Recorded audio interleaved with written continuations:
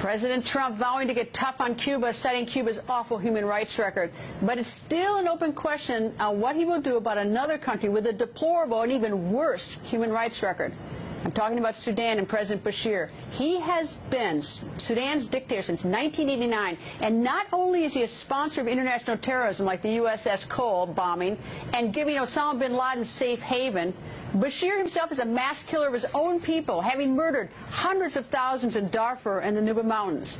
Bashir also destroys farms, so those who manage to escape his murderous rampages have no food, nothing to eat. Sometimes the best they can do are leaves and bugs, and they hide in caves from Bashir's bombers over above. The U.S.? Well, it has had sanctions on Sudan as a state sponsor of terrorism, and Bashir is definitely feeling the pain from these sanctions. Some were lifted in January, but he now wants all sanctions lifted, and President Trump has until July 12th to decide whether those sanctions lifted in January should now be permanently lifted or reinstated, and whether to lift the remaining sanctions.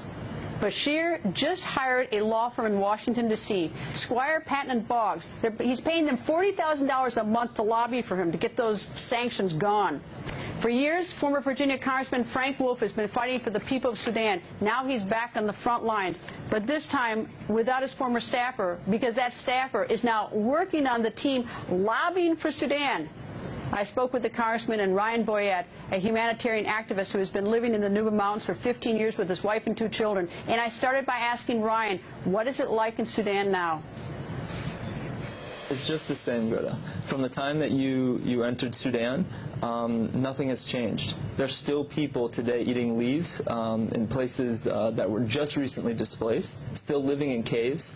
Those are the planes. Those are the bombers. They're dropping bombs. Yeah, they're cargo planes that the government uses to drop bombs on the civilians. Congressman, I think you were the first. You're the champion of the people of Sudan and all the horrible atrocities being done to them. You've been fighting for them. When was the first time you went to Sudan? 1989, and when genocide broke out in Darfur, Sam Brownback and I went to Darfur and came back, and President Bush called it genocide, Secretary Powell called it genocide, the Congress called it genocide. All right, now fast forward to now. Last January, President Obama lifted some of the sanctions against Sudan, which is a sponsor of terrorism, state sponsor of terrorism, some of the sanctions, and now where are we in the status of sanctions? The sanctions will be lifted if the Trump administration, it depends the Trump administration. Bashir has killed more people than ISIS and Boko Haram combined and Al-Qaeda. And don't forget, he's the one who invited bin Laden to come and live in Sudan from 92 to 94.